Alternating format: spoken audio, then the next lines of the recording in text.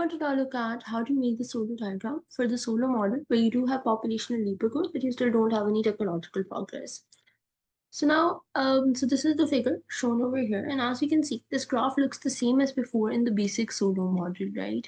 We already looked at in detail why in the basic Solow model, taken output per worker, investment per worker, and depreciation per worker are the way they are. So we're not going to look into the detail of that. And you can see the graph looks the same, right?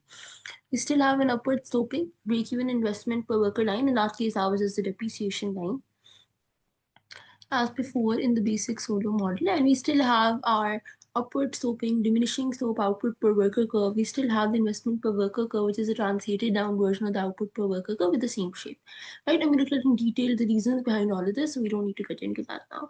It's the same as before in the basic Solow model. Now the only difference with the diagram we looked at earlier, and this is basic Solow model, with the only difference, right? So with the only difference, so there is one difference, that break-even investment, right? So now break-even investment, that break-even investment now involves compensating for GN as well, right? Now involves compensating for GN as well, apart from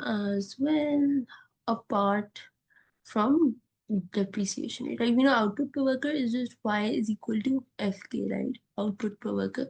Savings investment per worker is just F times FK, where we assume the savings rate. Break-even investment per worker is not just delta, but it's delta plus GN, where GN is your population or labor growth times K, right? So there is one difference, right? When we look at the basic Solow model, our break-even investment per worker in that case is simply depreciation per worker, right? Because that's the only thing you need to account for in order to keep a capital per worker constant. But now, in this case, when you do have population and labor growth, the only difference is break-even investment per worker is now not just equal to depreciation per worker. It's not just delta K, you have to count for GN. So the only difference in this figure with the basic Solow model is that now break-even investment per worker is not just depreciation per worker. It's not, you can't, but rather it's basically depreciation as well as accounting for the growth rate of the labor force, right? That's the only difference in the two figures. And obviously in this figure, we can also see what delta K is, right? We can show that also over here like we initially showed. So we know, okay, delta K, like if I just, okay, let's not, okay, let me just clear this up. Right, if I want in this figure now show delta K,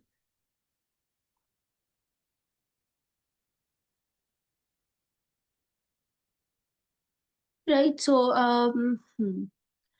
I can also show delta K over here, change in capital per worker. So we know it will be the vertical difference between, investment per worker and break investment per worker, right? And that obviously, when we look at the basic Solow model, break even investment per worker versus depreciation per worker. Here, break even investment per worker is not equal to depreciation per worker. Between investment per worker and break-even investment per worker. And that's the only difference. That now instead of depreciation per worker, we have to work with break-even investment per worker because now they're not equal, right?